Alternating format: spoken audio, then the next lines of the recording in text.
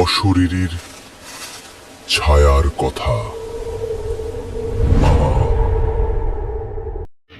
এখানে গল্প নয়, সত্যি ঘটনা শোনানো। সবাইকে স্বাগত জানাচ্ছি অশরীরী ছায়ার কথার স্পেশাল এপিসোড 10ম এপিসোডে।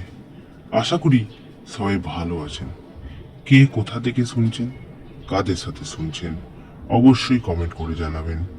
আজকের এপিসোড হবে একটু অন্যরকম, ভয়ঙ্কর ও গায়ে কাঁটা দেওয়া একটা রহস্যময় ঘটনা।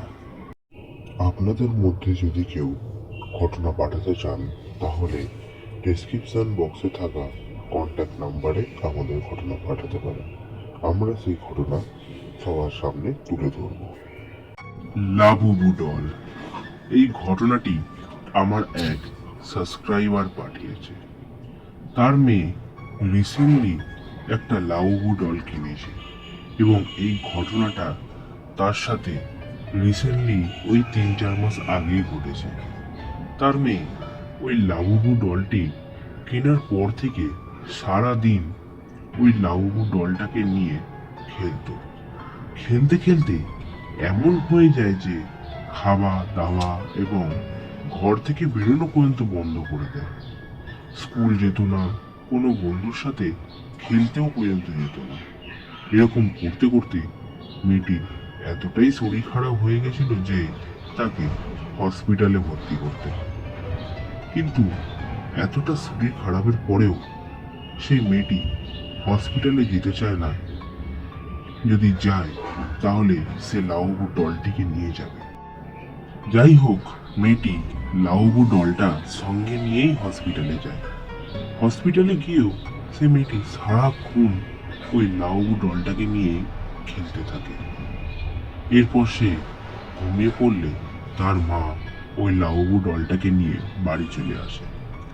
পরদিন আবার যখন তার মা মেয়েকে দেখতে সকালবেলা যায়, তখন দেখে যে তার মেয়ে সেই লাউবু ডলটাকে নিয়ে খেলছে।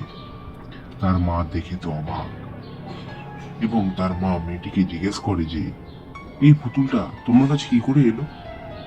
তখন মেয়েটি বলে, তুমি কাল রাত্রে তো ওকে নিয়ে চলে গেছিলে আমার থেকে দূরে, তাই ও নিজেই চলে এসেছে আমার কাছে। এই শুনে মেয়েটার মা একটু ভয় পেয়ে যায়। এরপর থেকে মেয়েটার শরীর আস্তে আস্তে আরো খারাপ হতে থাকে।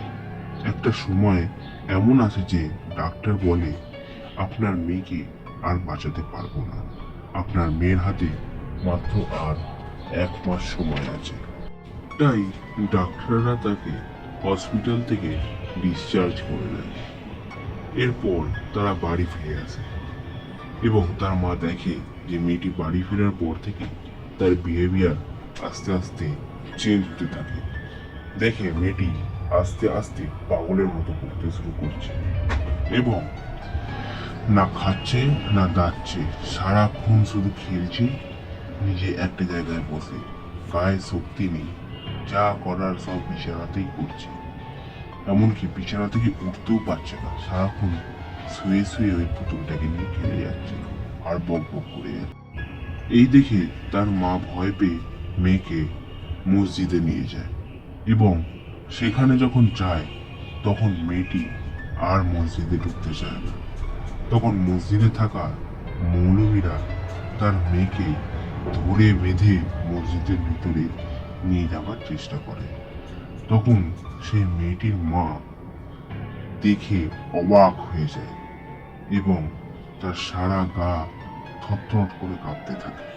সে ভাবে যে মেয়েটা কাল পর্যন্ত উঠতে পারছিল না, শুয়ে শুয়ে সব করছিল, সেই মেয়ের গায়ে আজ এত শক্তি যে 4টে মৌলবীরা মিলে ওকে ধরে ভিতরে নিয়ে যেতে পারছে না।